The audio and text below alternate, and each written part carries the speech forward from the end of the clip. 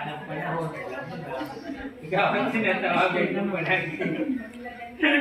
Si Pipot, anytime si Pipot, sumasagot ka agad sa WhatsApp eh. Through your blessings, thank you so much na nakakatulong din ako. Oo naman.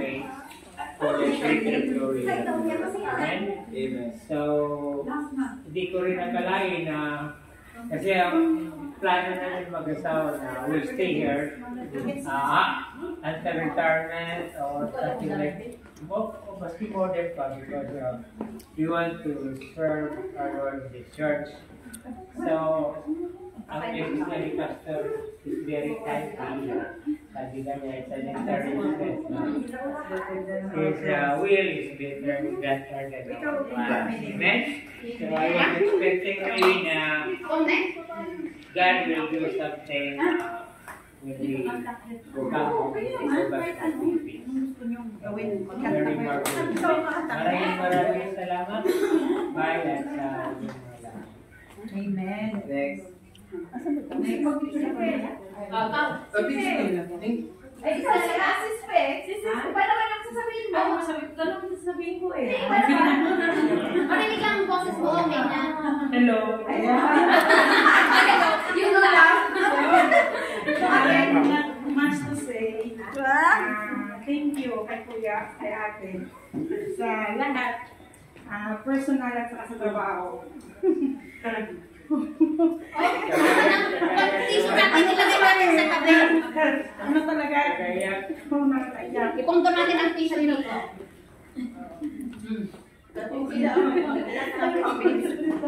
Ayaw mo magsalita. Ang luha ka. Wait lang po. First time ko na narating ako sa airport. Bali, ano na ako noon, ex-Malaysia na. So, ang sabi ng agent sa Pinas, kailangan bantayan namin yung mga bago. So, kailangan hanggang boarding area, bantayan namin sila. Kasi nga, para kumpleto kasi wala lang natin sa amin eh. So, naalala ko si Kuya kasi nung parang something na may problema siya. Nang parang ang bago niya kumilos kasi kailangan mabulis kami. Tapos, kailangan niya palang tumawag ata kay ate o sino. So, kailangan niya ng SIM. So, wala na siya ata, nawalan siya ng load. So, yun yung naalala ko na pinahiram ko siya ng SIM. Tapos, binigay ko na lang sa kanya. Kasi parang naisip ko, napakapasaway naman ito. Kanina pa, nandyan pa rin. Kailangan namin mag-move sa kabila. Parang ganun ba? Kasi ng time na yun, alam mo na, nang hindi mo alam kung magkakaproblema sa immigration. So, kailangan natin mag-move fast. So, ganun. Parang yun lang yung naalala ko talaga, Kuya, first namin hanggang sa napunta sa Jabil, na galing P3, napunta kami sa P1. So, since kailangan ng boss ko yung mag-work, so binigay ko yung resume ni Kuya para sa P3, di ba Kuya? Tapos ganun nga tapos ang anuhan pa, after ilang years yun, lumipat pa ako sa kanya. So parang naging pareho na kami ng trabaho. Tapos naging boss ko pa siya after nun. Wow. Kasi na-promote siya. So parang nandun ba yung other than personal help na pag may problema ka, pwede kang lumapit sa kanya sa work, ganun din. So parang nandun lahat yung favor, parang yung yung may kailangan ka na hindi mo kayang gawin, nandyan si Kuya para tumulong, may problema ka sa personal. So very blessed to have Kuya in our life. Tapos, ganun nga sa mga bata, sila ni ate, very generous.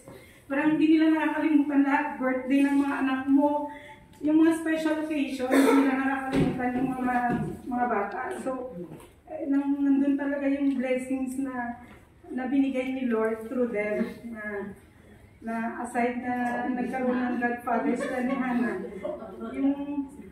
hindi talaga na nakalimutan yung special occasion, Christmas. Nandun talaga sila ni ate, na siyempre yung mga bata, nandito tayo, like sa Pilipinas, na wala naman yung magbibigay sa kanila, mag-remind sa kanila na Christmas, birthday mo. So, sila lang yung nagre-remind na sa mga bata na still celebrate yung birthday. Kasi nandito sa abroad, wala naman tayong mga neighbors, wala naman sila yung mga tita nila.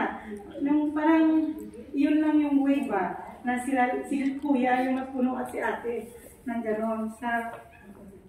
So thank you. Then, ang message ko sa kay kuya at sa kay ate na sila, pinagpipurin namin na bibigyan kayo ng strength kung ano man yung magiging plan ni Lord sa inyo sa Pinas.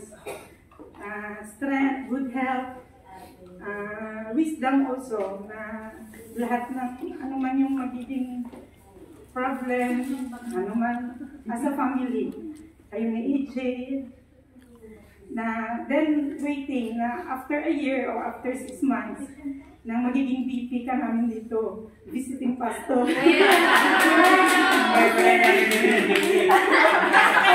Kasi pastor, sa nag-meeting, sabi na mapapadala daw siya ng VP. Sabi namin, Vice President, ipapadala. Siyempre, tayo, ang ano natin kay Kuya, parang badi-badi lang natin. Pag dumating yung pastor, parang nandun na yung talagang proper, ano tayo, diba? Ako noon, VP yung papadala sa atin. Kaya, hopefully, praying na si Kuya babalik as VP. After 1 year, magiging VP na siya natin. VP na, visiting pastor. So, thank you again, Kuya. Thank you. May one week pa. So, Kuya, thank you. Kahit na nasa Pinas, kayo ni Ate, open communication pa rin, anything na makatulong. Yeah. So, I think that's all. Thank you. Sige. Hindi na bawal. Hindi na may sasalita ko yung akala ko. Excited. By Marvin. Kaya sila yung ginamit ni Lord na magiging worker ako dito sa church. That's naman talaga yung reason bakit nandito ako is to serve the Lord. So si Pico talaga yung nag-asikaso ng application ko sa Jabil. So tinatawagan nila ako using their own loads kasi wala namang WhatsApp noon. So talaga praise the Lord, talagang blessing sila sa amin. Praise the Lord, salamat sa Panginoon for using them. Salamat sa patuloy sila. Ayoko po anak ba? Okay. Looking forward. Ano Kuya Bini? Okay. Ay, parang matinis. Maligay mo ako, Pastor. Pakain na. Okay. So, parang hindi lahat, nagsasalita ako dito, may nagsasalita doon. Hindi ako magsasalita kung hindi nakaupo lahat. Sana all. Sige. Sana all, di ba? Kung hindi nakaupo lahat at hindi lahat all eyes sa akin. Wow, all eyes! Sana all, di ba? All eyes. Kasi nagsasalita ako dito, may nagsasalita. O di lahat lang tayo magsalita sa sabay-sabay. Di ba? Good. Ganito kayo, lahat may Makinig kayo. Makinig kayo. Kasi may quiz mamaya. O yung dalawa doon, yung iba na. May quiz Kaya nga, mamaya, wala patay kayong kayo. nakikinig. O hindi na yung magsasalita. Si Stella. Ano na si Stella? Ayun. Nagulat ako. Ay, salamat naman. At pati mga cellphone dapat switch off. Pinating na talaga, no? Hindi ka nang pagsiliman.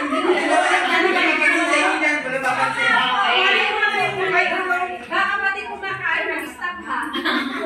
Okay, so, sasabihin mo.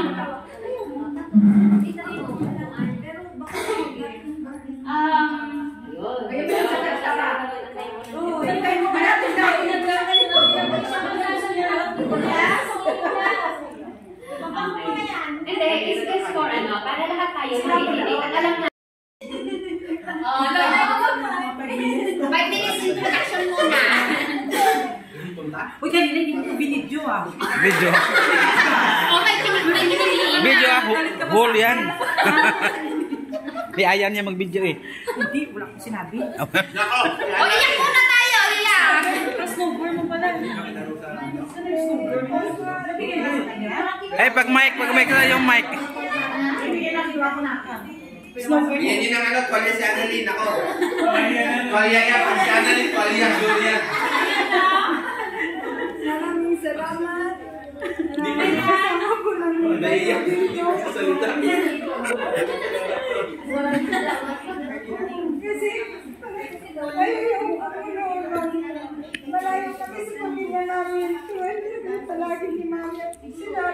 Yes. Palagi sa amin. Kailangan namin ng asay. Andun sa'yo palagi. Maraming salamat. Sa lahat ng time. Sabay na natin siya. Pagkikigay niyo sa amin. Anak ko naiyak na rin.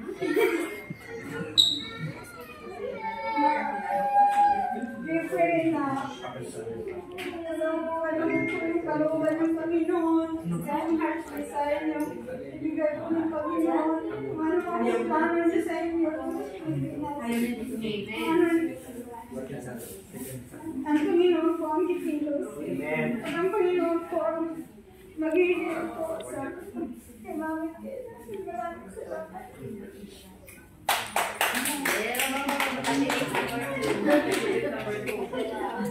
Yan ba? Iyak ka pa. Ayan. Candidate number 3. Salamat ka. Hindi ako may hinihanda yan. May para sa akin. Kailangan ka mic kasi meron sa salita. Kailangan ka mic. Hawakan mo lang. Kaya babawian mo. Hindi! Sabi mo yun! May Stop! Ayos! Alma!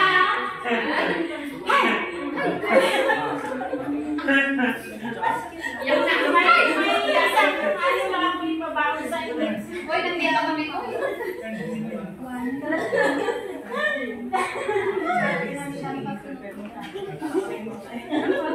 May isa akong verse na gusto kong ibabago sa inyo. Joshua 1:9.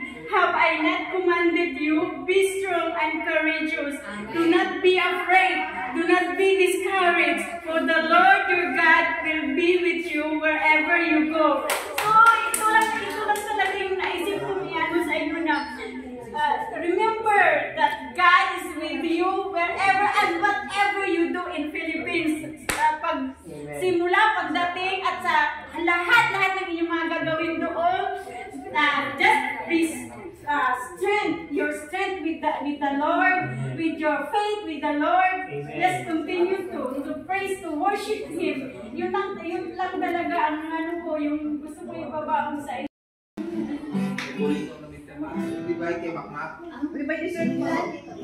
Sa ano yung papel mo? Hindi ko dito ngayon sa labas ang pinag-goal na. Pinag-goal banda.